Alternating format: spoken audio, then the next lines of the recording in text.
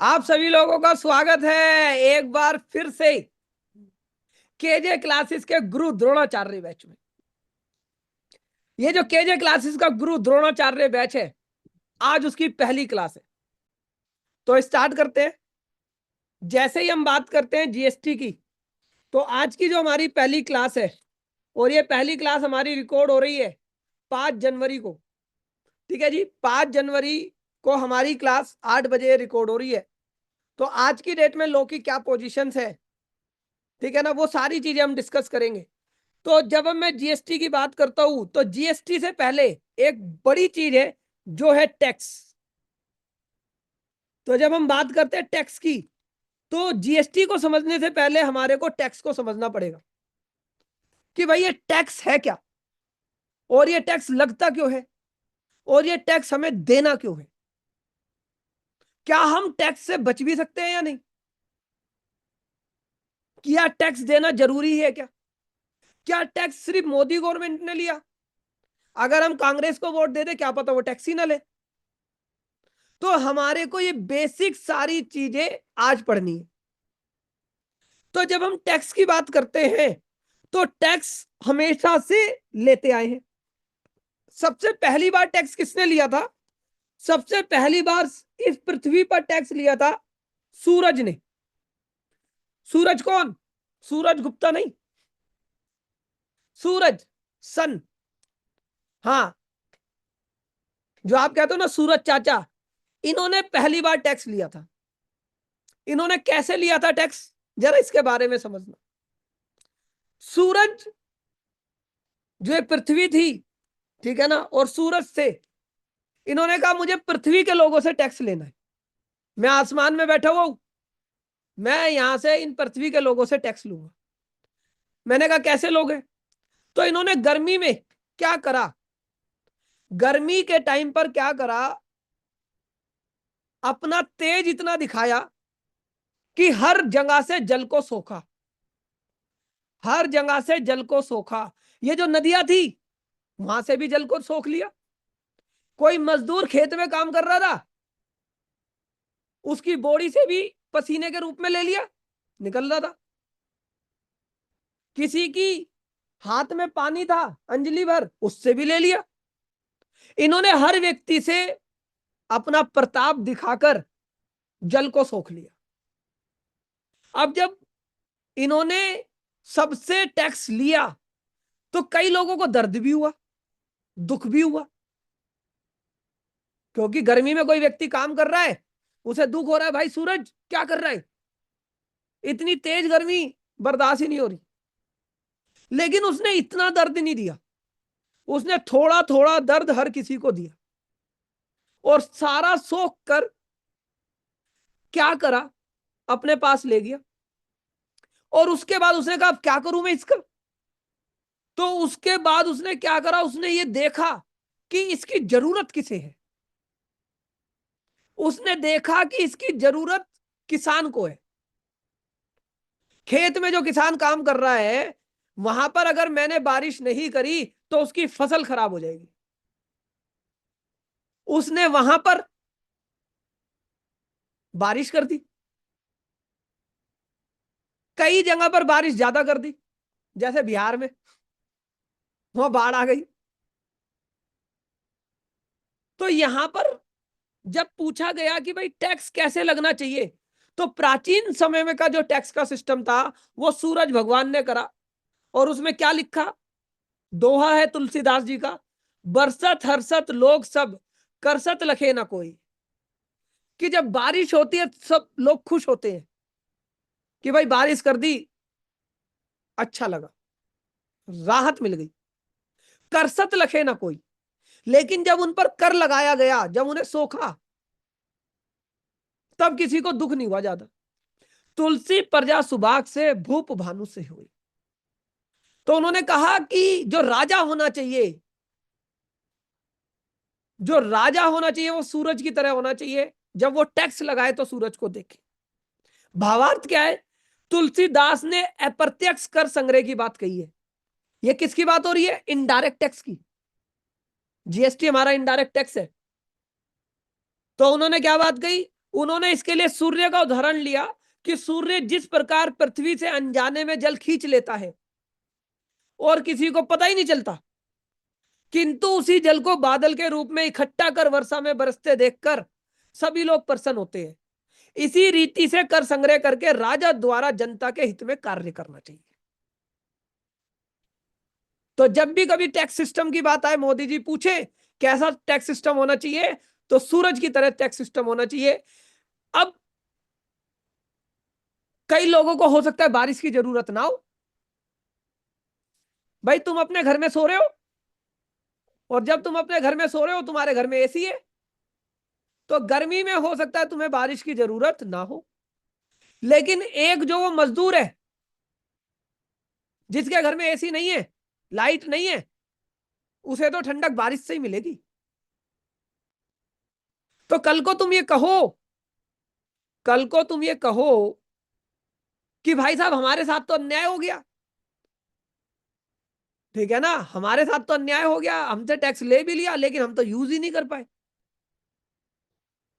तो यहां पर गवर्नमेंट क्या कह रही है कि भाई ये जरूरी नहीं है तुम उसे यूज करो, हम तो टैक्स क्या है, अमीरों से लिया जाएगा ज्यादा और सब में बांटा जाएगा।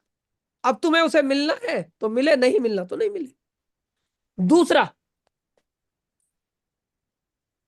ठीक है ना, एक बार भगवान राम, ठीक है ना, भगवान राम जब वनवास काट कर आए तो भरत गद्दी पर थे, तो उन्होंने भरत से पूछा कि भैया तुम्हारा बजट आया है, तुम्हारा बजट आया है, कैसा टैक्स सिस्टम लाए हो। तो उन्होंने कहा प्रभु हमने जो इस बार टैक्स में अमेंडमेंट करी है, उन्होंने कहा क्या अमेंडमेंट करी है, उन्होंने कहा मणि माणिक महंगे किए। भरत ने क्या बोला, प्रभु मणि माणिक महंगे किए, सहजे तृणजल नाज, तुलसी सोई जानिए राम गरीब नवाज। उन्होंने कहा जब पहली बार बजट आया, टैक्स सिस्टम आया, भगवान राम ने पूछा कि कैसा आया, तो उन्होंने क्या लिखा, मणि माणिक महंगे किए, कि जो रतन थे, जो हीरे जवाहरात थे, हमने उन्हें महंगा कर दिया। सहजे तृणजल नाज, और जो जल था, नाज था, अनाज था, जो बहुत बेसिक नेसेसिटी की चीजें हैं, उन्हें हमने सस्ता कर दिया। ठीक है ना। यह पंक्तियां किसने लिखी, तुलसीदास की रचना श्री रामचरितमानस से ली गई। इन पंक्तियों का मतलब क्या है कि प्रजा का असली राजा वही होता है जो उनसे उनकी क्षमता के मुताबिक टैक्स लेता है। असली राजा कौन है, जो उनसे उनकी क्षमता के हिसाब से टैक्स लेता है। ठीक है ना। अगर आपकी कैपेसिटी है उतना ही टैक्स दो, कैपेसिटी नहीं है तो मत दो। तो इन पंक्तियों में भगवान राम ने राज्य की टैक्स व्यवस्था के बारे में बताया है कि अमीर लोगों पर ज्यादा टैक्स, ठीक है ना, पशु पक्षियों का भोजन तृण जल नाज, जो भोजन अनाज है उस पर कम टैक्स, ठीक है ना। तो इसमें क्या है, गरीबों की फिक्र करने वाला। अब यहां पर जो व्यक्ति क्लास को ले रहा है, हो सकता है वो अमीर हो सकता है वो गरीब हो। तो जब कोई अमीर होता है तो उसे लगता है कि मेरे से तो टैक्स बेकार का लिया जा रहा है। तो आप इस सृष्टि को समझना, इस टैक्स सिस्टम को समझना कि सबसे ज्यादा टैक्स अमीरों से ही लिया जाएगा, अंबानी से लिया जाएगा, अडानी से लिया जाएगा, और उस टैक्स को लेकर ही गरीबों में बांटा जाएगा।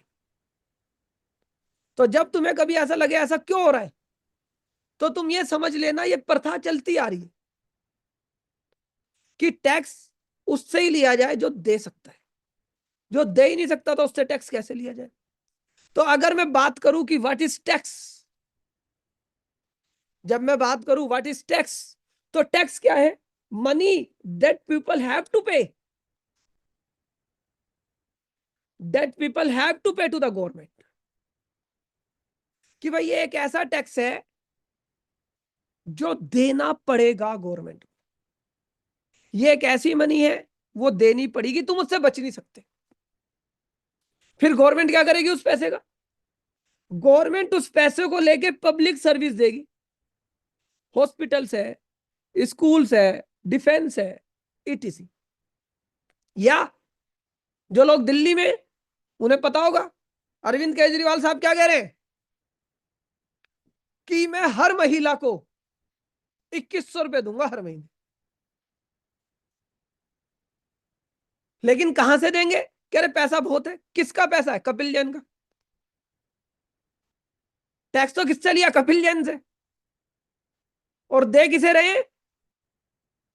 महिला को। मैं कह रहा हूं ऐसा क्यों कर रहे हो? कह रहे महिला दिल्ली की कमजोर है, दिल्ली की महिला कमजोर है, उसे अगर हम 2100 रुपए दे देंगे, कपिल जैन तुम पे कोई फर्क नहीं पड़ेगा, उसे दे देते हैं। क्या वो 2100 रुपए अपनी जेब से दे रहे हैं या टैक्स में से देंगे? हाँ, मैंने पूछा क्यों दे रहे हो भाई टैक्स में से?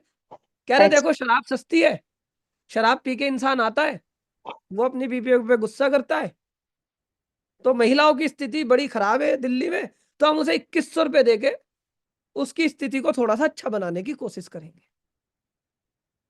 अब क्या तुम चेंज कर सकते हो? Answer is no. तो कई बार तुम्हें लगेगा कि जो तुमने टैक्स के पैसे दिए उससे तुम्हें कोई फायदा नहीं हो रहा। तो जब भी तुम्हें कभी ऐसा प्रतीत हो तो तुम अपनी जगह पर अंबानी को रख लेना, अडानी को रख लेना, फिर उनके बारे में सोचना इन्हें तो कुछ भी नहीं मिल रहा।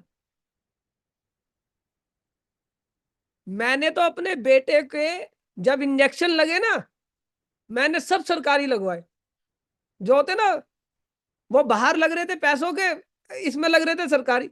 कोई मुझसे कह रहा भाई सरकारी क्यों लगवा रहा? मैंने कहा कम से कम तसल्ली तो हो जाए कि जो टैक्स दिया उसका कुछ तो बेनिफिट मिल जाए मुझे। समझ रहे हो मेरी बात को? तो यहां पर गवर्नमेंट क्या कह रही है, जितना भी टैक्स आएगा, जितना भी टैक्स आएगा कहां पर लगाएंगे खर्च? हॉस्पिटल्स में, स्कूल में, डिफेंस में। कुछ चीजें ऐसी हैं तुम पे कितना भी पैसा हो जाए। अंबानी से एक बार मोदी जी टैक्स लेने चले गए, कह रहे मैं नहीं दे रहा। कह रहे क्यों नहीं दे रहे? तुम सर्विस यूज नहीं कर रहे? कह रहे नहीं कर रहा, हॉस्पिटल यूज नहीं करता मैं, मेरे तो खुद के हॉस्पिटल है। स्कूल, कह रहा मेरे खुद के स्कूल है। उसने कहा अच्छा ऐसा करता हूं कि बॉर्डर पे से ना, बॉर्डर पे से कुछ दिनों के लिए सिक्योरिटी हटा देता हूं। तो अगर बॉर्डर पे से सिक्योरिटी हटा दी तो सबसे पहले लोग किसके घर में जाएंगे? तुम्हारे, मेरे, या अंबानी के? अंबानी के घर पे जाएंगे। समझ में आ रही है नहीं आ रही? सलमान खान से टैक्स मांगा, वो कह रहा मैं तो कुछ यूज ही नहीं करता। कह रहा देख ले, जब तक तू महाराष्ट्र में है, पुलिस तेरे को सर्विस दे रही है, तब तक ही लॉरेंस बिश्नोई तुझे छोड़ रहा है, नहीं तो लॉरेंस बिश्नोई टपका देगा तुझे। उन्होंने कहा ले लो टैक्स ले लो भाई, टैक्स ले लो। समझ आ गई कहानी या नहीं? तो गवर्नमेंट जो उस टैक्स का खर्चा कर रही है वो कहीं ना कहीं तुम्हें फायदा दे रहा है, तो इसलिए टैक्स देते समय कभी ना देखें। और ये क्या है? ये एनफोर्स बर्डन है, ये वॉलेंट्री पेमेंट या डोनेशन नहीं है कि तुम्हारी इच्छा होगी तो तुम दोगे। ये ऐसा कुछ नहीं है भाई। ये क्या है? एनफोर्स बर्डन है, तुम्हारे को ये देना ही पड़ेगा, चाहे तुम हंस के दो, चाहे तुम रो के दो। अब जैसे मान लो जब तक तुम्हारी शादी नहीं हुई थी, तुम्हें यह लगता था शादी होके क्या जिंदगी हसीन हो जाएगी, गरम गरम चाय मिलेगी, ठीक है ना, बच्चे होंगे, हाथ पैर दबाएंगे, सिर दबाएंगे, ऐसा फील होता था, ठीक है ना, शादी से पहले। इसलिए सब लोगों ने शादी कर ली, 90% लोगों ने, मैं मानकर चल लो जिनकी शादी होगी। लेकिन 4 साल बाद ही आपको लगने लगा वो मजेदारी नहीं है यार, अकेले थे तो ठीक था यार, अब तो बंधन ज्यादा है। लेकिन अब क्या कर सकते हो तुम? अब कुछ नहीं कर सकते।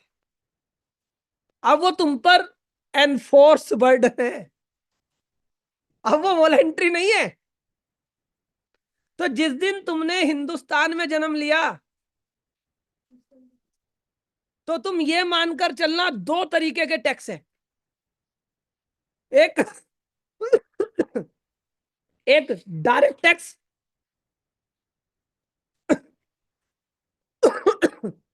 और दूसरा इनडायरेक्ट टैक्स।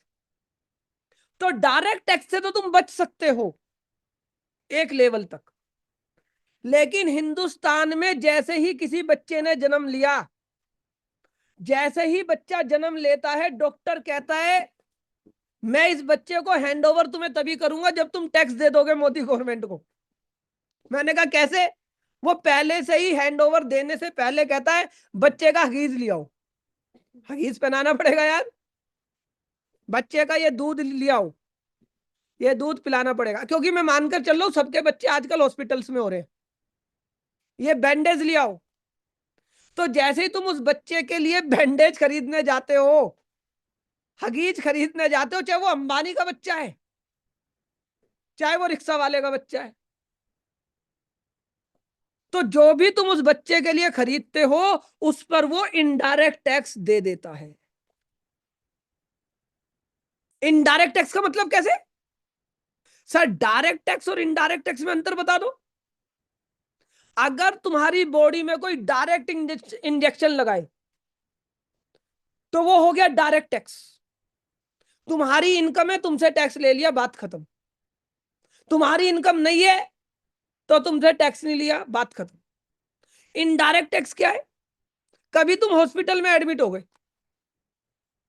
अब तुम लेटे हुए हो, तुम्हारे आके ग्लूकोज लगा दी जाती है, कैनुला लगा दिया जाता है, और तुम लेटे हुए हो। अचानक से डॉक्टर आता है, एक इंजेक्शन डाल देता है उसके अंदर, और वो इंजेक्शन धीरे धीरे तुम्हारी बॉडी में जाता है। तो जब वो इंजेक्शन तुम्हारे धीरे धीरे बॉडी में जाता है, तो उस इंजेक्शन को जाने में बीच में कौन था? वो बोतल। वो एक बोतल बीच में लटकी हुई थी जिससे तुम्हारे शरीर में टैक्स गया। इसी तरीके से वो छोटा सा नादान बच्चा जो अभी एक ही दिन का है, मोदी जी आए, कह रहे टैक्स दे दे, वो कह रहा मुझे तो कुछ पता ही नहीं है, मैं कहां से दे दूं? तो मोदी जी ने क्या करा, वो जो दुकानदार था उसे अपना एजेंट बना दिया, और क्या कहा, जब भी ये छोटा सा बच्चा एक दिन का तेरे पास हगीज लेने आए, तेरे पास जब ये अपना दूध लेने आए, तो 100 रुपए का दूध इसे दियो और 18 रुपए का जीएसटी ले लियो, या 12 रुपए का इससे जीएसटी ले लियो, और इसे बताइयो मत, इसे बताइयो मत। जब ये पूछे कि ये दूध का पाउडर कितने का, इसे बोल दियो 118 का, तो इसे ये लगेगा कि मैं से तो टैक्स लिया ही नहीं गया। जब ये तुमसे साबुन खरीदने आए, इसे बताइयो मत इसमें टैक्स है, इससे 10 रुपए साबुन के ले लियो, उसमें 9 रुपए मुझे दे दियो, और 1 रुपया, 9 रुपए खुद रख लियो और 1 रुपया मुझे दे दियो। तो क्या हुआ, गवर्नमेंट ने एजेंट बनाए। क्या बनाए गवर्नमेंट ने? एजेंट, कि इनके थ्रू टैक्स लेंगे, इनके थ्रू डायरेक्ट टैक्स हर किसी से नहीं निकल पा रहा, इनडायरेक्ट टैक्स हर व्यक्ति देता है। हिंदुस्तान का हर व्यक्ति इनडायरेक्ट टैक्स देता है। समझ आई मेरी बात? तो दोनों टैक्स में अंतर आया। तो अंबानी का बच्चा भी टैक्स देगा और एक मजदूर का बच्चा भी टैक्स देगा। वो बात अलग है, अंबानी का बच्चा ज्यादा देगा, मजदूर का बच्चा कम देगा। सर कैसे हो सकता है? अंबानी का बच्चा जिस दूध को पीता हो उस पर टैक्स लगा दे 28%, और मजदूर का बच्चा जिस दूध को पीता हो उस पर टैक्स लगा दे 5%। लेकिन टैक्स तो देना पड़ेगा। क्लियर है कहानी या नहीं? तो कभी भी तुम्हें अगर ये लगे कि हमें टैक्स नहीं देना है, तो टैक्स हिंदुस्तान में जन्म लिया है तो देना है। समझ में आई कहानी? और कौन सा देना है? इनडायरेक्ट तो देना ही देना है। तुम किस टैक्स से बच सकते हो? डायरेक्ट। इनडायरेक्ट से तो एक बच्चा जब जन्म लेता है तभी से टैक्स देने लग जाता है। अब जब इनडायरेक्ट टैक्स की बात हुई तो इस समय हिंदुस्तान में जो सबसे बड़ा इनडायरेक्ट टैक्स है वो आज की डेट में जीएसटी ही है। और भी इनडायरेक्ट टैक्स है, मैं तुम्हें बताऊंगा, ठीक है ना। लेकिन जो जीएसटी है वो सबसे बड़ा इनडायरेक्ट टैक्स है। तो अगर हमारे देश में 140 करोड़ हिंदुस्तानी हैं तो कितने लोग इनडायरेक्ट टैक्स देते होंगे, एज्यूम करो, कितने देते होंगे? सब। एवरीवन। एवरीवन। एवरीवन देते होंगे। हो सकता है कोई व्यक्ति वहां रहता है कबीले वबीले में, ठीक है ना, वो जंगल वंगल में रहते हैं कबीले में, अंडमान वगैरह में ना, हो सकता है वो ना देते हो, ठीक है ना। लेकिन 90% देते होंगे। लेकिन डायरेक्ट टैक्स कम देते, डायरेक्ट टैक्स कम देते। तो इसलिए जो व्यक्ति इनडायरेक्ट टैक्स में प्रैक्टिस करता है या जो इनडायरेक्ट टैक्स का काम करेगा, कंसल्टेंट, अकाउंटेंट, चार्टर्ड अकाउंटेंट, वो कभी भूखा नहीं मरेगा, क्योंकि उसका टैक्स बेस बहुत बड़ा है। समझ आई मेरी बात? उसका टैक्स बेस बहुत बड़ा है। हो सकता है तुमसे सलाह मांगे, तुम्हारे पास एजेंट लोग आए, एजेंट बताया ना मैंने तुम्हारे को, जो टैक्स को कलेक्ट करते हैं, वो तो तुम्हारे कस्टमर है ही है।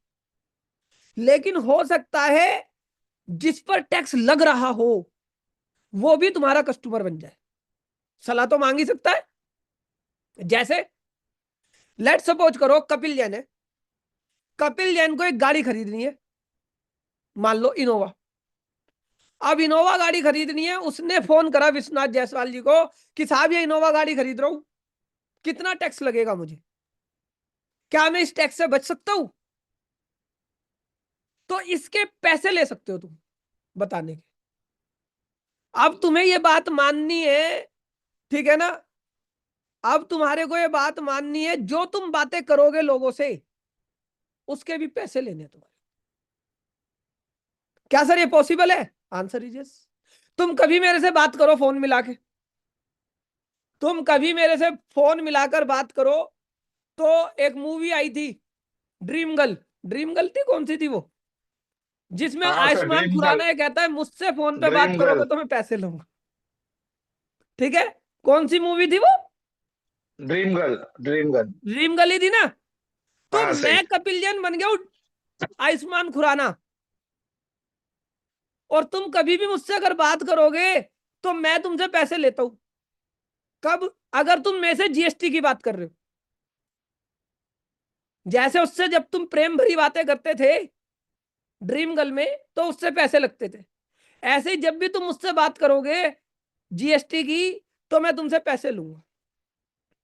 तो तुम सब लोगों को भी ऐसा ही आयुष्मान खुराना बनना है कि जब भी कोई तुमसे बात करे जीएसटी की तो तुमको वही पहले पैसे दे दे यार,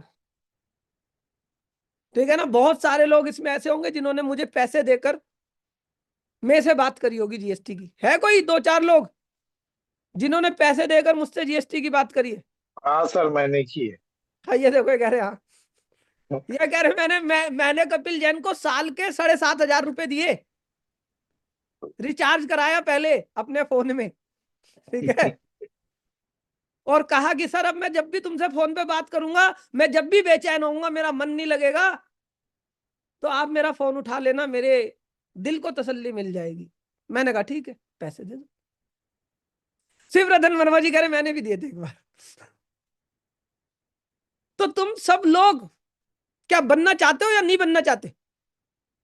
हाँ, हम ये कह रहे मैंने एडवांस रूलिंग की बातें करी थी। हाँ, तो तुम सब लोगों का भी टारगेट होना चाहिए ड्रीम गर्ल वाला आयुष्मान खुराना बनना है, फ्री में किसी को नहीं बताना। पहले मैं बिना पैसे लिए बात करता था, जब मेरी शादी नहीं हुई थी मैं बिना पैसे लिए बात करता था, कोई मुझसे बात ही नहीं करता, मेरा फोन ही नहीं उठाता था। जब से मैंने पैसे लेने शुरू करे हैं तब से लोग कहते नहीं यार ठीक है, समझ रहे हो? तो बिना पैसे लिए बात नहीं करनी, ठीक है? चलो, तो इनडायरेक्ट टैक्स की अगर हम बात करें तो मैंने बताया incidence of tax is shifted to other person, कि जो दुकानदार है, दुकानदार ने बच्चे पे बर्डन शिफ्ट कर दिया, person paying the tax to the government collect the same from the ultimate consumer, कि जो वो दुकानदार है वो गवर्नमेंट को दे रहा है, और किससे ले रहा है? कंज्यूमर से। अब जब मैंने तुमसे बोला कि भाई हम जीएसटी सीखेंगे, तो वैसे तो तुम जीएसटी सीखना चाहते हो 6 महीने में,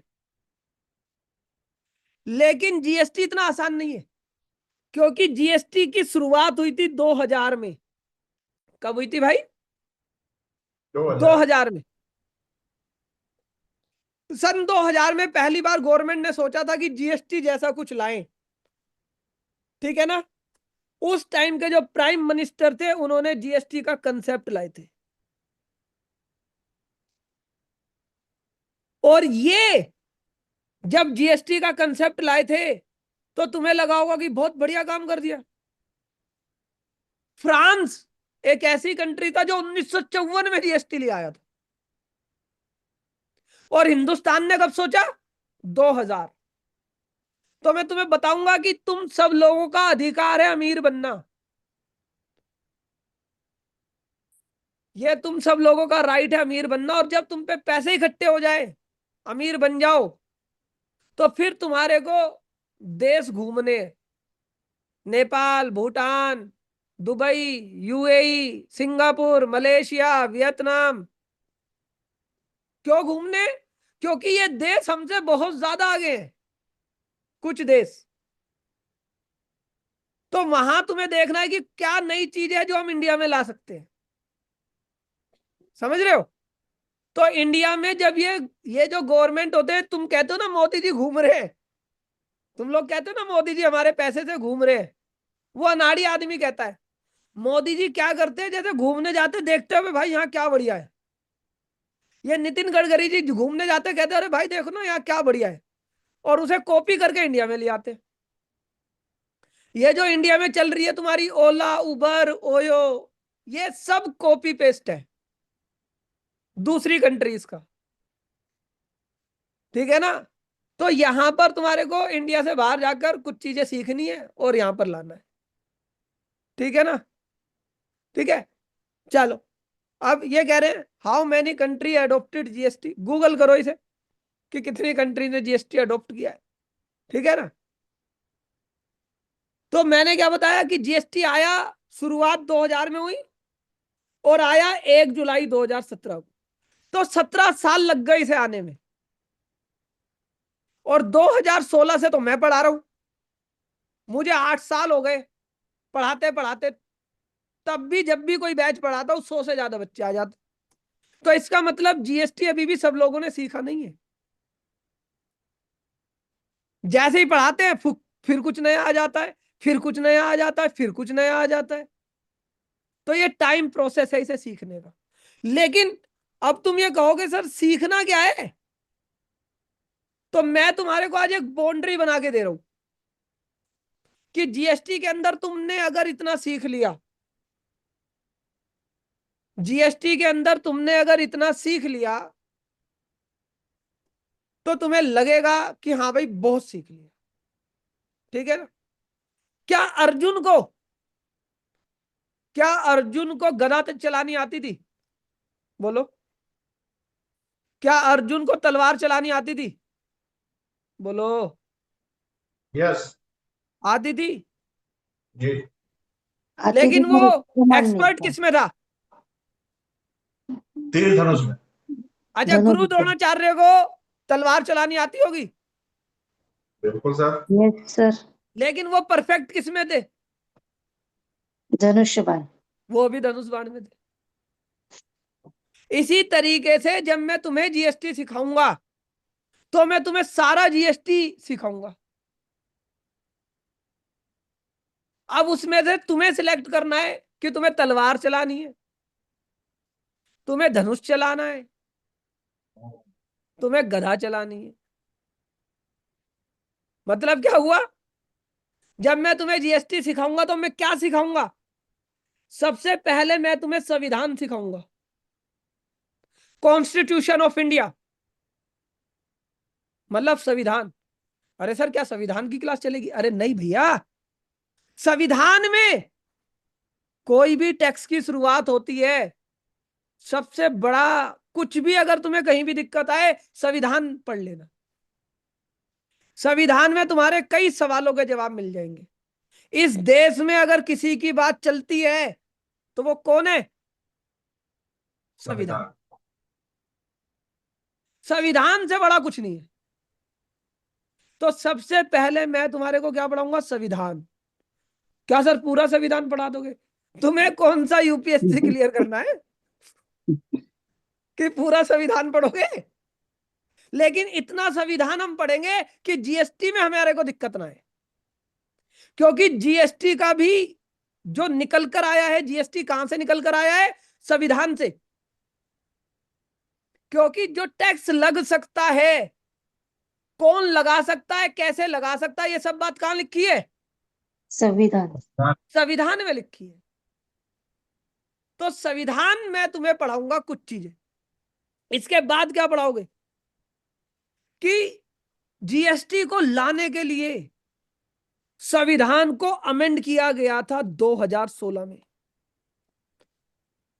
जीएसटी को लाने के लिए किसे अमेंड किया गया था भाई? संविधान को अमेंड किया गया था 2016 में। और जब संविधान को अमेंड किया गया था तो उसका नाम रखा था कॉन्स्टिट्यूशन अमेंडमेंट एक्ट 2016। एक एक्ट पास हुआ था लोकसभा राज्यसभा से कि संविधान को अमेंड करते हैं। तो जब भी ये किस लिए हुआ था? क्या संविधान इससे पहले भी अमेंड हुआ है? यस। 1950 में संविधान बन गया था, क्या संविधान उससे पहले भी अमेंड हुआ है? Answer is yes. यस क्या इसके बाद भी अमेंड हुआ है? Answer is yes yes. Yes yes. लेकिन जब 2016 में अमेंड हुआ, किस लिए हुआ संविधान अमेंड? संविधान अमेंड किस लिए किया गया 2016 में? जीएसटी लाने के लिए। जीएसटी जीएसटी को लाने के लिए। तो इसका मतलब जीएसटी कोई हल्की फुल्की चीज नहीं है। इसे लाने के लिए संविधान को अमेंड किया गया। तो पहले हम वो ही पढ़ेंगे कि भाई संविधान को अमेंड क्यों किया गया। उसके बाद संविधान को अमेंड करने के बाद सीजीएसटी एक्ट लाया गया। क्या लाया गया? CGST act. उसके अंदर लगभग 174 सेक्शन है। कितने सेक्शन है?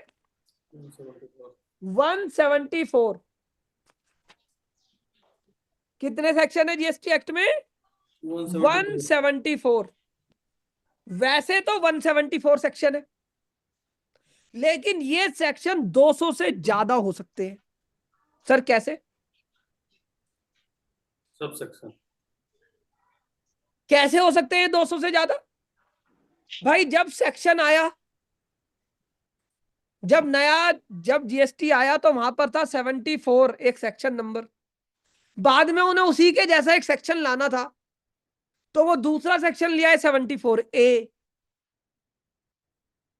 तो इस तरीके से नंबर ऑफ सेक्शंस बढ़ गए। जैसे पहले जब नया जीएसटी आया तो उसमें सेक्शन था 49, बाद में उसमें एक सेक्शन ऐड हो गया 49A, फिर ऐड हो गया 49B, एक सेक्शन था 128, बाद में ऐड हो गया 128A। तो इस तरीके से वैसे 174 सेक्शन है, लेकिन ये 200 से ज्यादा सेक्शन है।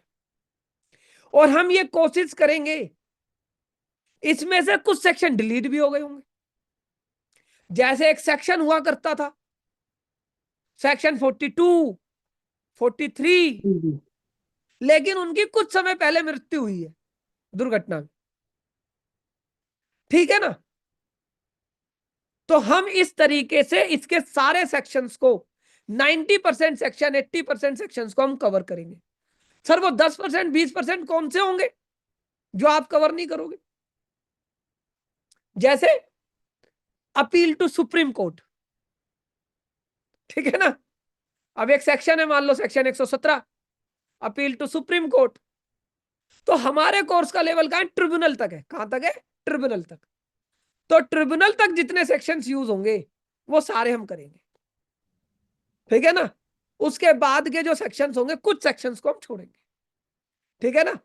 अगर आपको लगता है कि मैंने वो सेक्शन घर पे पढ़ा और मुझे समझ नहीं आया, तो आप मेरे से पूछ सकते हो, तो वो भी मैं करा दूंगा। इसके अलावा एक एक्ट है आईजीएसटी एक्ट, जिसके अंदर लगभग 25 सेक्शन है, ठीक है जी। तो वो भी हमारे को कवर करने, सेम पैटर्न वही चलेगा। इसके अलावा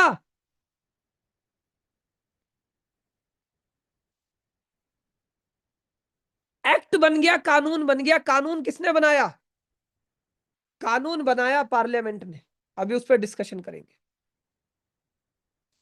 लेकिन उस कानून को फॉलो करना, उसके लिए रूल्स बनाए। वो 162 नहीं है, 164 है। कितने हैं? 164। अब अगर किसी ने ये नोट्स अपने दोस्त को दे दिए होंगे और वो बैच नहीं ज्वाइन कर रहा होगा, तो वो 162 पड़ेगा, ठीक है ना। लेकिन मैंने तुम्हें कितना पढ़ाया है? 164। करेक्ट कर लो अगर किसी के पास है तो, ठीक है ना। कुछ दिन पहले ही नया रूल आया है, तो क्या पता तुम्हारा कोर्स करते करते 165 हो जाए। तो ये रूल्स हमारे को पढ़ने हैं। सर रूल्स और एक्ट में क्या अंतर है? एग्जाम्पल से समझना। भगवान ने एक नियम बनाया कि इंसान को जिंदा रहना है तो उसे खाना पड़ेगा, राइट। ये नियम है या नहीं है? कोई ऐसा व्यक्ति है जो बिना खाए पिए रह सकता है? जो अपने जीवन में जन्म लिया और वो खाया पिया ही नहीं भाई, और जिंदा है? हाँ, वो कह रहा है मैं भगवान को चैलेंज करूंगा। एक व्यक्ति ने ऐसी मूर्खता दिखाई थी, उसका बेटा जन्म हुआ, उसने उसे सूरज के सामने रख दिया, कह रहा है कि मेरा बेटा तो जिंदा रहेगा सूरज की रोशनी से ही। 1 हफ्ते में वो बेटा मर गया उसका, पुलिस पकड़ के ले गई उसे, क्योंकि उसने किसे चैलेंज करा था? भगवान को। एक्ट क्या है? भगवान। और एक्ट में क्या लिखा है? कि खाना खाना पड़ेगा। अब लेकिन क्या होता है, ये जो जैनी लोग हैं, जैनी लोगों ने अपना रूल बनाया, हम नहीं खाएंगे शाम को 6 बजे के बाद, हम नहीं खाएंगे आलू, हम नहीं खाएंगे प्याज, हम नहीं खाएंगे नॉनवेज। उन्होंने कहा कोई बात नहीं भाई, मत खाओ। अब मान लो कोई मुस्लिम आदमी था, उसने क्या नियम बनाया? नहीं भाई मैं तो बकरा ईद पे बकरा खाऊंगा, मुर्गा खाऊंगा। तो हमने कहा भाई बना, भाई तू भी ये रूल बना, लेकिन खाना तो पड़ेगा। बिना खाए कोई जिंदा नहीं रहेगा। जब बच्चे ने जन्म लिया तो नियम बना कि भाई तेरे दांत नहीं आए अभी, तो दूध पी के काम चला, तो उसने दूध पी के काम चला लिया। जब कोई बूढ़ा हुआ तो नियम बना कि तू राजमा मत खाइयो, छोले मत खाइयो, अब तू दलिया खा बेटा, अब तू घिया खा, तोरी खा, ठीक है ना। तो नियम क्या है? व्यक्ति के हिसाब से है, सिचुएशंस के हिसाब से है। वो चेंज हो सकते हैं। वो क्या हो सकते हैं? चेंज हो सकते हैं। तो जो रूल मैं तुम्हें आज पढ़ाऊंगा, हो सकता है कल वो चेंज हो जाए। लेकिन जो एक्ट है वो हर साल चेंज होगा। एक्ट जो है वो बार बार चेंज नहीं होगा। कैसे चेंज होगा? हर साल चेंज होगा। और हर साल चेंज कैसे होगा? फाइनेंस एक्ट से। कैसे चेंज होगा? फाइनेंस एक्ट से, फाइनेंस बिल से हर साल चेंज होगा। तो अब जीएसटी में जो भी चेंजेस होगा वो 1 फरवरी को एक्ट आएगा, वहां से चेंज होगा। लेकिन जो रूल्स है वो कभी भी चेंज हो सकते हैं नोटिफिकेशन लाकर, ठीक है। समझ आई ये वाली बात? तो पहले जो जीएसटी में चेंज होता था तो एक नया एक्ट आता था, अब ऐसा कुछ नहीं आएगा। जो भी जीएसटी में कानून में चेंज होना है वो हर साल 1 फरवरी को होगा, और जो रूल्स है वो कभी भी चेंज हो सकते हैं। तो सर रूल्स क्या सेक्शन से अलावा है? Answer is yes. सेक्शन किसने बनाए? पार्लियामेंट ने। लोकसभा राज्यसभा ने पास करा, राष्ट्रपति ने अनुमति दी, तब वो सेक्शन बने। तो सर रूल्स कैसे बने? रूल्स आगे चल के तुम पढ़ोगे कि संविधान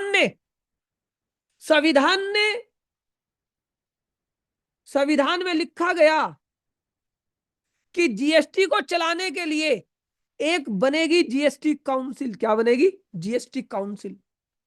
ये किसमें लिखी गई? जीएसटी काउंसिल का जन्म कहां हुआ? संविधान से। आर्टिकल 279 कुछ है, 279 है। उन्होंने वहां पर संविधान में लिखा कि ये जीएसटी काउंसिल होगी और ये समय समय पर मिलती रहेगी, पूरा हिंदुस्तान घूमती रहेगी। जैसे अभी ये थे, कहां पर मिले थे? ये जैसलमेर में मिले थे, और मिलकर इन्होंने कुछ रूल्स को चेंज कर दिया।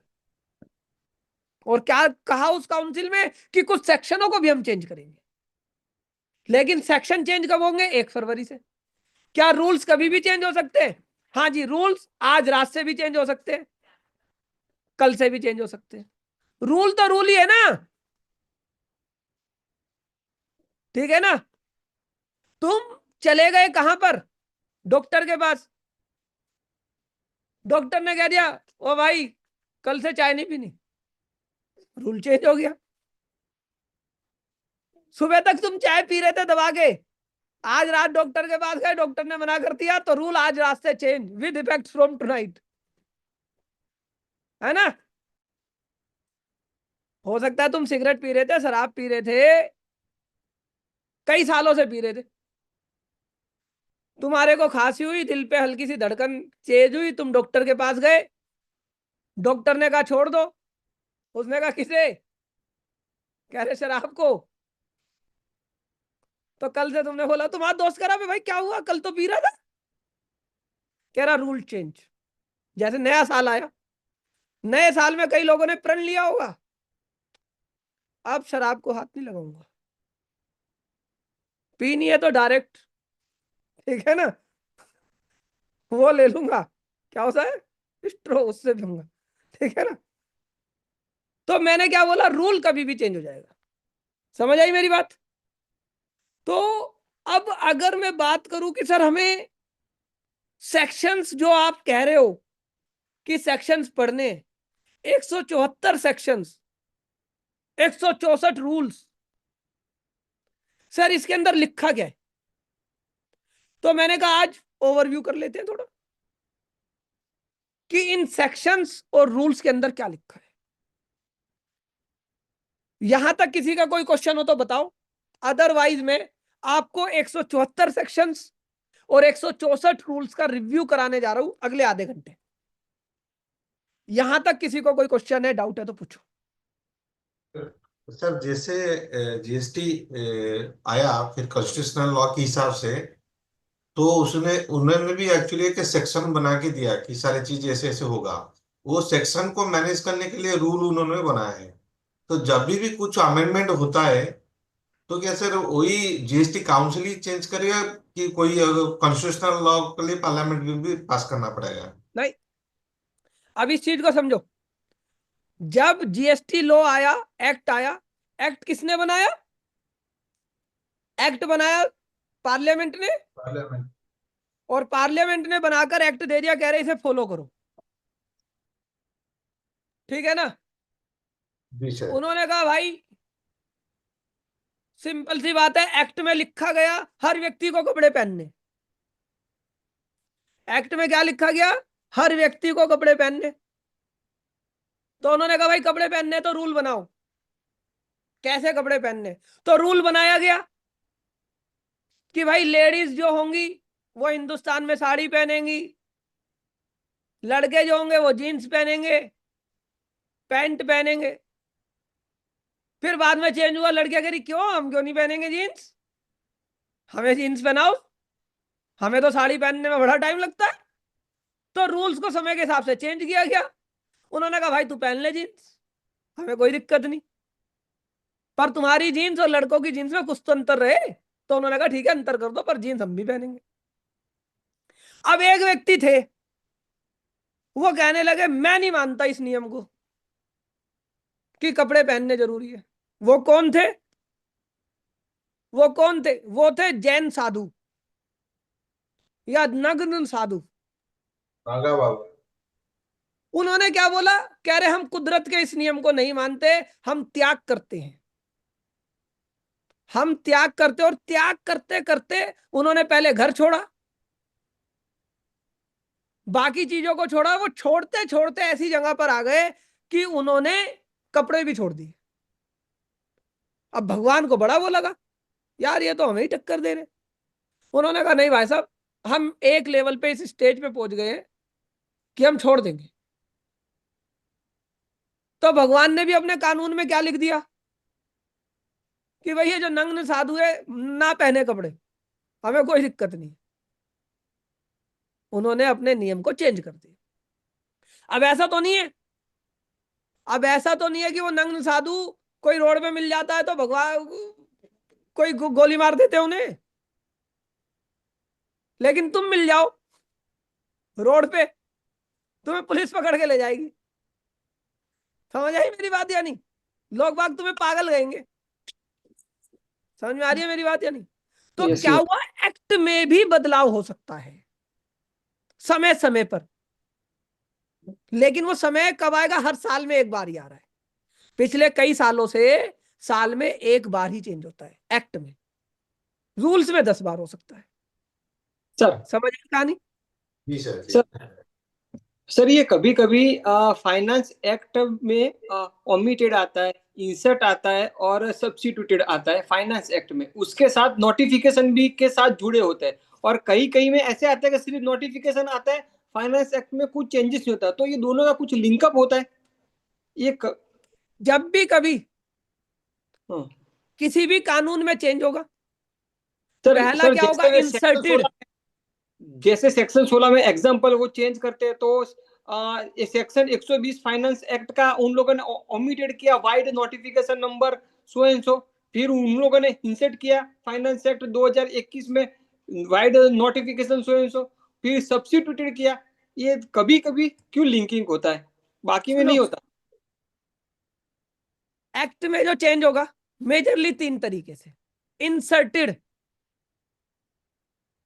जैसे डॉक्टर के पास जाते हो, वो कहता है कि आज से तुम्हें ये दवाई इंसर्ट करनी है, नई दवाई लेनी है। कोई नई चीज है जो पहले नहीं थी, हम ला रहे हैं। दूसरी चीज हो गई डिलीटेड, ओमिटेड, कि अब ये पहले थी, अब इसका स्वर्गवास हो गया, अब ये लॉ में नहीं रहेगी, अब ये दवाई तुम्हें नहीं खानी। तीसरी चीज सब्स्टिट्यूटेड, पहले तुम ये दवाई लेते थे, अब इसकी जगह ये दवाई लोगे। अब उन्होंने कहा कि साहब तुम इंसर्ट कर रहे हो, सब्स्टिट्यूट कर रहे हो, डिलीट कर रहे हो, तो जब फाइनेंस एक्ट आता है, जब बजट आता है, तो उसके अपने सेक्शन है, उसके क्या है? अपने सेक्शन है। तो फाइनेंस एक्ट आ जाएगा 1 फरवरी को, पहले बिल आएगा, फिर वो एक्ट बनेगा। लेकिन वो जो नोटिफाइड होता है एप्लीकेबल, जैसे मैं तुम्हें बता दूं, मैंने तुम्हें क्या बोला कि मैं जो है, ठीक है ना, एक व्यक्ति था, वो कह रहा है मैं शराब छोड़ दूंगा। मैंने कहा कब से छोड़ देंगे? कह रहा जैसे ही 80 साल का हो जाऊंगा छोड़ दूंगा। अब वो कह रहा है कि क्या क्या मतलब? कह रहा ये आई विल लीव द शराब, ठीक है ना, विद इफेक्ट्स फ्रॉम 1 जनवरी 2090। तो उसकी घरवाली ने कहा शराब छोड़ रहे थे? कह रहे हाँ छोड़ दी, पर इफेक्टिव कब से होगी? इसी तरीके से जब कोई कानून आता है, तो कई बार कानून जो आता है वो इमीडिएट इफेक्ट से नहीं लागू कर सकते। अगर आप इमीडिएट इफेक्ट से लागू करोगे तो दिक्कत आ जाएगी। जैसे डॉक्टर ने तुम्हें बोला चाय नहीं पीनी, अब तुम पीते थे 6 चाय, अब तुम एकदम से सारी छोड़ दो, तुम्हारी बॉडी कहेगी अबे भाई क्या हुआ, 6 चाय मिलती थी अब क्या हुआ, तो कहेगा 5 करो पहले, फिर 4 करो, फिर 3 करो। तो इसी तरीके से जो भी लॉ के अंदर चेंजेस होते हैं वो कई बार इमीडिएट इफेक्ट से नहीं होते, तो वो क्या होते हैं, वो आगे की डेट से होंगे। अच्छा, और जब वो एक्ट आया उसके अपने सेक्शन से,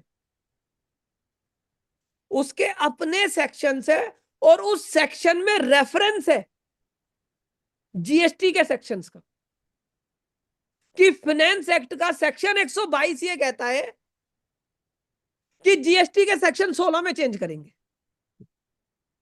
समझ में आई मेरी बात या नहीं? Yes sir. तो इस तरीके से लॉ में धीरे धीरे जब आप पढ़ोगे तब वो चेंज होगा। और वो नोटिफिकेशन क्या है कि भाई इस डेट से करेंगे, लिख दिया है, करेंगे जरूर। जैसे तुमने क्या बोला, तुम्हारे घर वालों ने बोला शादी करनी है भाई लड़के की, लड़की देखनी शुरू कर दो, तो इसका मतलब क्या हो गया, अब तुम समझ लो अब शादी होने वाली है। होगी कब ये नहीं पता, अब एंगेजमेंट हो गई तुम्हारी। अब कितने लोगों को लगता है कि जिससे एंगेजमेंट हो गई उससे ही शादी होगी या इस दिन होगी? तो अभी तो एंगेजमेंट हुई है, मतलब इससे शादी होने वाली है, पर उसने तुम्हारा बर्ताव देखा, तुम्हें छोड़ दिया। समझ आई मेरी बात? तो जरूरी थोड़ी है शादी हुई उससे, जब शादी हुई तो कुछ और हुई। हाँ, तुम्हें पता है मेरी एंगेजमेंट होके टूटी थी। हाँ, जी सर। मेरा रोका होके टूटा था। पता है किस वजह से? जीएसटी की वजह से, जीएसटी की वजह से। हाँ, कैसे सर? वो कैसे? जीएसटी क्या था इसमें मैटर? जीएसटी का मैटर क्या था, मैं संडे को क्लास लेता था कई सालों से, हाँ जी। तो जिस दिन मेरा रोका हुआ उस दिन मैंने कहा सैटरडे को कर लो, मंडे को कर लो, कह रहे नहीं हम तो संडे को ही करेंगे। मैंने कहा भाई साहब संडे में पावरफुल पैक रहता हूं, थक जाता हूं, 12 घंटे पढ़ाता हूं मैं। कह रहे कोई बात नहीं, शाम को 7 बजे कर लेंगे, पर रोका करेंगे संडे को। अब भाई मेरा रोका का दिन हुआ संडे, क्योंकि छुट्टी सबकी संडे को ही होती है। मैं अपनी क्लास लेने गया सुबह 8 बजे और मैं क्लास खत्म करके आया शाम को 7 बजे। अब उन्होंने घर पे बैठे हुए थे वो, अब उनका रोका वोका हुआ, ठीक है। अब मेरी हालत ऐसी थी, बस मैं तो बैठा, मैंने कहा हो गया भाई अब तुम्हारा रोका फोका, अब मुझे जाने तो आराम करने तो, मैं बात नहीं कर पा रहा हूँ ज्यादा, 12 घंटे पढ़ा के आए। रात को लड़की से बात हुई, कह रही तुम आज अपने रोके वाले दिन भी, ठीक है ना। मैंने कहा मैं तो पहले ही कहा था मैं संडे को रोका नहीं होगा, तुमने माने ही नहीं। फिर उसने कहा मैं ही तो संडे को ही छुट्टी होती है। वो लड़की चार्टर्ड अकाउंटेंट थी, जॉब करती थी, कह रही मैं तो संडे को ही छुट्टी होती है, तुम्हें ये क्लास क्लास छोड़नी पड़ेगी या संडे को नहीं करनी। मैंने कहा मेरे तो सारे स्टूडेंट ही संडे को आते हैं, सबकी छुट्टी संडे को होती है। तो उन्होंने कहा फिर तो दाल नहीं गलेगी, फिर उन्होंने वो शादी कैंसिल कर दी। तो कहीं ऐसा नहीं है तुम्हें लगता है मैं तुम्हें यहाँ जीएसटी पढ़ा रहा हूं, इतने साल से पढ़ा रहा हूं, संडे को पढ़ा रहा हूं, तो बहुत चीजें सेक्रीफाइस होती है एक टीचर की जिंदगी में, समझ रहे हो? तो कोई बात नहीं, जो मिली वो उससे भी अच्छी मिली, ठीक है ना। तो ऐसा कोई अफसोस नहीं, लेकिन मैं तुम्हें क्या बता रहा था, है ना। तो ये जीएसटी के चक्कर में ना बहुत चीज छोड़ी है मैंने, तो तुम्हें भी छोड़नी पड़ सकती है अगर तुम आना चाहते हो टॉप पे, ठीक है। तो इसमें से बस ये होगी इन स्टूडेंटों में वो लड़की ना हो अब, है ना। हाँ, जिसका मैंने एग्जाम्पल दिया, ठीक है ना। हाँ, है ना। हो सकता है ना भाई, स्टूडेंट तो कोई भी आ सकता है यार, कोई ऐसा थोड़ी है कि मैं मना कर रहा हूँ, ठीक है ना।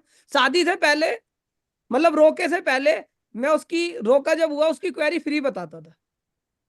जब फिर टूट गया रोका, फिर मैंने कहा अब तो पेड लगेगा, ठीक है। हाँ, पेड सब्सक्रिप्शन मैं लेता था, ठीक है ना। हाँ, क्योंकि अब वो भी तो चार्टर्ड अकाउंटेंट है। बिल्कुल सर। हाँ, तो कोई बात नहीं, है ना। चलो आगे चले। अब तुम यार सर ऐसे कई कहानी नियम पूछोगे, कोर्स ऐसे फिर नहीं जाएगा, ठीक है सर ना। कई नियम चेंज होने के बाद क्या वो एक्ट बन जाते हैं? क्या अब इन्होंने कहा नियम, क्या रूल कभी एक्ट बन सकता है? नहीं, रूल तो रूल ही रहेगा, वो कभी एक्ट नहीं बनेगा। सर वो रूल एक्ट में तभी नॉर्मली बनेगा जब वो प्रोसीजर एक्ट में होता है। लिखा जाएगा। सर रूल और प्रोसीजर रहता है ना, उसके अंदर प्रोसीजर कैसा हाँ, इम्प्लीमेंट किया जाए। प्रोसीजर, जो प्रोसीजर है वही रूल है। तो कई बार अगर कोई लगेगा कि प्रोसीजर ऐसा बन गया जो एक्ट को ओवर रूल कर रहा है, तो गवर्नमेंट कहेगी नहीं भाई, इसे या तो एक्ट में लिखो। लेकिन कभी भी कोई रूल ऐसा नहीं हो सकता जो एक्ट को ओवर रूल कर जाए, ठीक है ना। अब जैसे जैसे जो नग्न बाबा थे, जैन साधु थे, उन्होंने कहा हम नहीं पहनेंगे कपड़े, तो फिर उन्होंने एक्ट में लिखवाई ये चीज कि भाई ये व्यक्ति कपड़ों को छोड़ सकता है, ठीक है ना। समझ में आई? क्लियर है? चलो, तो जब मैं बात कर रहा हूं 174 सेक्शन 164 रूल, तो उसमें पढ़ना क्या है, थोड़ा सा फास्ट करेंगे अब, ठीक है ना। फास्ट इन द सेंस कि करेंगे मतलब, लेकिन अगर टाइम जितना है करते हैं, है ना। तो पहले जो सेक्शन है, सेक्शन 1। सर जीएसटी काउंसिल के मेंबर्स कौन होते हैं? अब इन्होंने कहा सर जीएसटी, अभी क्या होगा शुरुआती क्लास में ना, तुम्हारे मन में बहुत सारे क्वेश्चंस आएंगे, ये भी आज ही पता लग जाए, ये भी आज ही पता लग जाए, ये भी आज ही पता लग जाए, ठीक है ना। जैसे अर्जुन ने बहुत सारे क्वेश्चन पूछे थे श्री कृष्ण से, मैं इन्हें क्यों मारूं, ये मेरे गुरु है, ये मेरे वो है, ये मेरे वो है। अब उन्होंने इतने क्वेश्चन पूछ दिया, कृष्ण जी कह रहे क्या करूं, फिर उन्होंने अपना विराट रूप दिखाया। फिर उन्होंने कहा नहीं भगवान धीरे धीरे बता देना, ठीक है। तो आप ऐसा ना करो कि मैं विराट रूप दिखाऊं तुम्हें, ठीक है ना। तो मैं क्या कह रहा हूं, क्वेश्चंस जो तुम्हारे हैं वो सब धीरे धीरे बता दूंगा। अभी जब जीएसटी काउंसिल पढ़ाऊंगा, ठीक है, उसमें तुम्हें बता दूंगा, ठीक है, कि कौन कौन मेंबर होते हैं, ठीक है। जितनी भी नोटिफिकेशंस या सर्कुलर्स हमारे कोर्स के दौरान हमारी नजर में आएंगे कि ये रेलिवेंट है, तो हम वो सारी चीजें भी आपको बताएंगे। लेकिन कुछ चीजें आपको खुद भी करनी पड़ेगी, क्योंकि ये इतना बड़ा कोर्स है। अगर आप मेरा सहयोग नहीं करोगे तो ये 150 घंटे में कंप्लीट करना मुश्किल हो जाएगा। अब हो सकता है आपने किसी चैप्टर पे ही 4 घंटे लगवा दिए, लगने थे 2, लगवा दिए 4, तो कल को आगे चल के तुम्हें फिर दिक्कत आएगी कि सर आपने इस टॉपिक पे तो 4 घंटे लगा दिए, 6 घंटे एक टॉपिक रह गया सर, उसके रूल्स नहीं पढ़ाए। तो मैंने क्या बोला कि जो इंपॉर्टेंट सेक्शंस है और जो इंपॉर्टेंट रूल्स है वो तो सारे करा दूंगा, लेकिन अगर तुम चाहते हो कि सारे रूल्स हो और सारे सेक्शंस हो और जो जो सर्कुलर्स आए हुए हैं टाइम टू टाइम, या जो जो नोटिफिकेशंस आई हुई हैं टाइम टू टाइम जो इंपॉर्टेंट है, तो आज की क्लास में मैंने आपको ब्रीफ दिया कि हम क्या क्या पढ़ने वाले हैं, कैसे पढ़ने वाले हैं। तो आज की क्लास का जो शेड्यूल टाइम था वो 7 से 9 ही था। तो हमारा ये भी सिद्धांत रहता है कि अगर कोई शेड्यूल टाइम है, 9 था या 9:30 था? 9 था। हाँ, तो 9 था तो 9 तक ही करेंगे, ठीक है ना। क्योंकि कई बार कई लोगों ने ना अपनी वाइफ को समय दिया होता है कि भाई देखो 7 से 9 मुझे क्लास करने दो, 9 बजे मैं बर्तन धो दूंगा, 9 बजे मैं तुम्हारे पैर दबा दूंगा। तो अब वाइफ हो सकता है, जैसे मान लो अविनाश जी ने कैमरा ऑफ कर रखा है, हो सकता है वाइफ कह रही हो पैर दबाओ, बर्तन मांजो, ये रखिए, खाना बनाना है भिजा के, ठीक है ना। तो इसलिए हम समय की मर्यादा रखेंगे, उसी टाइम तक क्लास को लेकर जाएंगे, ठीक है ना। क्योंकि हो सकता है मैंने भी समय दे रखा हो कि भाई 9 बजे मैं भी बर्तन धोऊंगा, ठीक है ना। हाँ, सर हमारे घर मेरा वालों को एक तो क्वेश्चन था। हमारे घर वालों को तो आदत पड़ गई जब हाँ। जब क्लास चलती है उनको तो आदत पड़ चुकी है, कहने लगा सर कपिल सर की क्लास में बैठे हैं, अब ये नहीं उठने वाले। ठीक है, अब इन्होंने कहा सर सर्कुलर मीन्स और ऑर्डर मीन्स, ठीक है ना। सर्कुलर मीन्स क्लैरिफिकेशन, और ऑर्डर जो आएगा वो सेक्शन 164 164, उसमें पावर है कुछ केसेस में ऑर्डर लाने की। 164 ही है क्या? नहीं सर, नहीं, ऑर्डर्स की किस में है? 168, ठीक है ना। तो कई बार क्या होता है, कुछ ऑर्डर्स लाने पड़ते हैं, उसके बारे में बताऊंगा मैं तुम्हारे को, ठीक है ना। सर एक मेरा क्वेश्चन है। जी सर एक ये क्वेश्चन है मेरा, जो एक हमें इंटरव्यू में पूछा गया, जो एक बिजनेसमैन है, वो अपनी कुछ प्रोडक्ट बनाने के लिए एक मशीन लगा रहा है, उसका कंस्ट्रक्शन किया, तो सारा मटेरियल पे वो जीएसटी इनपुट नहीं लिया, लेकिन मशीन में जो फाउंडेशन किया मशीन का, उसमें वो कंक्रीट, सरिया और सीमेंट का यूज किया उस मशीन के फाउंडेशन के लिए, तो उसका इनपुट वो लेगा क्या? वो अब अभी उस कर सकता है अवेलमेंट? क्योंकि अभी वो बताया होगा था। क्या, मैंने आज ही आपको पूरा कोर्स कंटेंट क्या बताया है। मैंने इसलिए आपको ये कोर्स कंटेंट बताया कि कोर्स के चलते चलते किसी व्यक्ति को पता चल रहा इंट्रोडक्शन की क्लास है, हाँ वहां जी, पर हाँ वो जी, पूछ रहा आईटीसी मिलेगा या नहीं मिलेगा, हाँ जी, हाँ तो जी, मैं सिंपल उसे सेक्शन बता दूंगा जी, कि जी, भाई तुम्हारी जिज्ञासा का जवाब सेक्शन 17(5) में है, जी। तो सर आप सेक्शन 17(5) पढ़ लो तो तुम्हें सोल्यूशन मिल जाएगा। लेकिन यहां पर मैं अब 17(5) नहीं पढ़ाऊंगा बीच में। अगर किसी व्यक्ति ने मेरे से कोई क्वेश्चन पूछा आगे का और क्लास कोई और चल रही है, तो जी, मैं उसे रेफरेंस दे दूंगा कि भाई वहां जाके पढ़ ले। अब जैसे जी, किसी ने पूछा सर मार्जिनल वैल्यू का इनवॉइस कैसे बनेगा, चल रहा था तो मैं सिंपल बोल दूंगा कि भाई मार्जिनल वैल्यू का क्या कंसेप्ट होता है, रूल पढ़ लो, जो वैल्यूएशन के रूल्स है वहां पर आपको पता लगेगा। तो वो व्यक्ति तब तक अपनी जिज्ञासा शांत करने के लिए वहां जाके पढ़ लेगा। सर जीएसटी बुक्स कौन सा लेना बेस्ट होगा सर? मैंने क्या बोला, अभी तुम्हारे को एक्ट और रूल्स पढ़ने हैं, जो मैं पढ़ाऊंगा, तो ओके उसे ही सर। निकाल के रखना है आपको, ठीक है ना। अभी बुक ये जो मोतलानियन महाजन है, इसका अभी लेटेस्ट एडिशन नहीं आया, तो अभी इसका लेटेस्ट एडिशन जब आ जाएगा तब पढ़ लेना, तब इसे परचेज कर लो। क्लियर हो गया? तो आज की क्लास को वाइंड अप करें। सर आपने जो ये अभी प्रिंट दिया है उसको प्रिंट निकाल कर रख ले तो बेस्ट प्रिंट रहेगा। निकाल के रख सकते हो, लेकिन साथ के साथ करेक्शन करते रहना, जी जी सर। ठीक है। Okay sir. जो मैं करेक्शंस बताऊंगा वो करेक्शंस करते रहना। सर थैंक यू एक क्वेश्चन सर अभी पूछना था। जी सर ये बुक्स आपने जो नोट दिया है इसी में से जाएगा ना पूरा सिलेबस अपना? हाँ, पूरा सिलेबस, मतलब जो मैंने तुम्हें बताया सेक्शन रूल्स, हम इसमें से मैक्सिमम चीजों को कवर करेंगे, सर मैं ये बशर्ते कहना।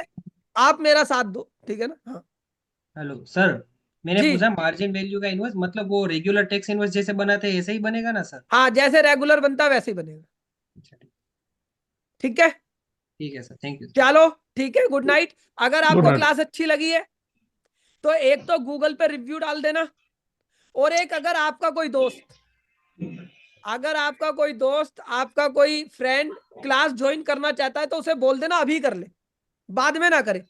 या तुम अपने स्टेटस पे लगा सकते हो कि भाई मैं ग्रोनल जीएसटी के लिए ये बैच ज्वाइन कर रहा हूं, आप भी कर लो।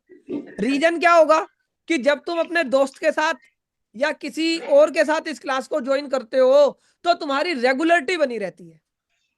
तुम ये मत सोचना वो भी सीख जाएगा। जैसे कई बार क्या होता है, जैसे मैं अभी एक कोर्स ज्वाइन कर रहा हूँ एआई का, ठीक है ना, 20-21 फरवरी को मेरी क्लास है, तो मैंने किसी को पकड़ लिया कि भाई तू भी चल मेरे साथ। तो जब मैं उसे अपने साथ लेके जा रहा हूं तो अब मुझे पता है मैं छुट्टी नहीं करूंगा, नहीं तो क्या पता मैं आलस में आ जाऊं। और कई बार कोई चीज हमें समझ नहीं आती है तो हम उससे पूछ लेते हैं, यार सर ने वो बताई थी, तुझे क्लियर हुई क्या? और एक क्या होता है, तुम्हारा दोस्त इससे बड़ा इंप्रेस होगा कि यार अगर ये क्लास अच्छी उसे लग गई तो वो जिंदगी भर ये कहेगा, यार तूने ना यार कपिल जैन की क्लास दिलवा दी थी, तब से मैं चीजें ठीक हो गई मेरी, ठीक है ना। तो तुम जैसे कई बार अकेले बैठकर ड्रिंक नहीं करते, मजा नहीं आता ना, टेस्ट नहीं आता, फील नहीं आता, ठीक है ना। जो करते हैं उन्हें पता होगा, ठीक है। वो कहते हैं यार अकेले में मजा नहीं आता। एआई का इसी क्लास तरीके ऑफलाइन से हो रहा जो है क्या? लोग व्यक्ति तुम्हारा कोई दोस्त है कुछ है तो आप उसे सजेस्ट कर सकते हो। एआई का क्लास ऑफलाइन हो रहा है क्या सर? ठीक है, एआई का कोर्स वो ऑफलाइन हो रहा है ना सीए के लिए। तो अच्छा। मेरा मतलब मेरा शौक रहता है नई नई चीजें सीखने का, तो मैं इसलिए जाऊंगा सीखने। ठीक है ना। तो कलकत्ता तो में मैंने हो रहा आपको क्या होगा। बताया, तो तुम्हें ये कोर्स, हम कोई मार्केटिंग नहीं करते ज्यादा, पेड मार्केटिंग नहीं करते, तो अपने दोस्तों को इसे ज्वाइन कराना है। और आज की क्लास की जो रिकॉर्डिंग है वो हम कल आपके ऐप पे अपलोड कर देंगे। तो उसे बताना है कि आज तो 2 ही घंटे की क्लास हुई थी, कुछ ज्यादा नहीं निकला है, तो अगर ज्वाइन करना है तो कर ले। ठीक है। अगली क्लास तुम्हारी कब है वो आपको ग्रुप पे इन्फॉर्म आ जाएगा, या तो सैटरडे को होगी 7 से 9, या संडे को होगी, वो मैं आपको बता दूंगा। ठीक है जी। सर मंजीत दिस साइड, मैं एक चीज पूछ रहा था आपसे कि इंटरनल ऑडिटिंग से रिलेटेड भी कोई स्पेसिफिक कोर्स वगैरह आप नहीं, हमारे पास अभी सिर्फ जीएसटी का ही कोर्स है, अभी हम जीएसटी के कोर्स ही करा रहे हैं। ठीक है, यही वाला। कुछ आगे आएगा फर्दर तो आप मेरा नंबर है सेव करोगे, स्टेटस पे आपको चीजें मिल जाएगी, टीम के स्टेटस पे मिल जाएगी, तो नंबर सेव कर लेना, स्टेटस देखते रहना, तुम्हें अपडेट्स पता लगती रहेंगी। कोई कहता है तुम पंजाब आगे चले गए, महाराष्ट्र आगे चले गए, स्टेटस नहीं देखोगे तो शायद ना पता लगे। ठीक है। ठीक है, ठीक है। चलो ओके, टाटा बाय बाय, अगली क्लास में मिलते हैं। जितने नोट्स दिए एक बार उन्हें पढ़ लेना, अगली क्लास में संविधान से शुरुआत करेंगे। ठीक है। Okay sir, thank you. ठीक है, आशा करते हैं आपको ये क्लास अच्छी लगी होगी। अगर अच्छी लगी है तो वीडियो को लाइक नहीं करना है, गूगल पे रिव्यू डालना है, अपने दोस्तों को बताना है। ठीक है सर। जी। सर वो मैं जो एक क्वेश्चन बता रहा था सर, उसमें थोड़ा मुझे एक हिंट दे देंगे जो या उसका इनपुट हम मिल जाता है लेगा उसका, या नहीं? आईटीसी मिल जाता है। ठीक है ना। अच्छा, फाउंडेशन में यूज होगा हाँ सरिया और मिल जाता है सीमेंट। उसका। ठीक है, सेक्शन ठीक है। 17(5) क्लोज सीओडी पढ़ लेना। Okay okay, thank you sir, thank you. ठीक है जी, okay, tata bye bye, good night sir. Good night, good night, good night. Review जरूर डाल देना, सारे रिव्यू ठीक है में सर। पढ़ता हूँ, तो गूगल पे रिव्यू जरूर डाल देना। ठीक है, okay okay sir, thank you. Okay.